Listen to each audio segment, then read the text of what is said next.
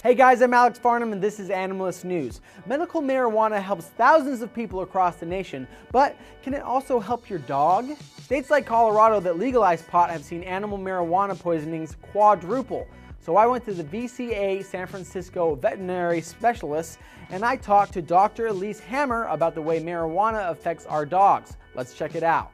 How does marijuana affect animals? It affects them by interacting with multiple neurotransmitters in the brain, particularly that's important for coordination and movement. Do they actually get high?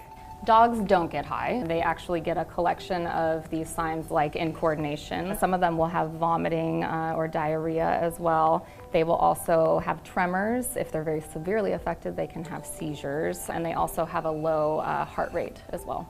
How would you treat them? So one of the first things that your vet may ask you, depending on how affected your animal is whether or not we have permission to make your dog vomit. We only do that, one, if your dog is mentally aware enough to make them vomit and if the exposure has been within 4 hours. The other thing that we'll often recommend is that we put your dog on IV fluid therapy for somewhere around 24 hours to start if he is severely affected. So how can we prevent our pets from being exposed to marijuana? Putting away the product to places that the animals can't get into it, especially with a lot of these edible products.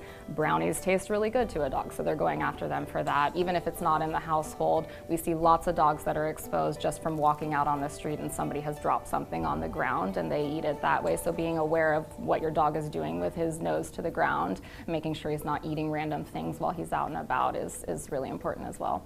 All right, well, thank you so much for your time. Thank you. Okay, so now you guys know that you gotta keep your dogs away from that ganja.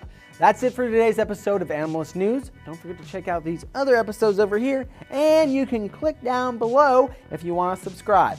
I'll see you here in Animals tomorrow.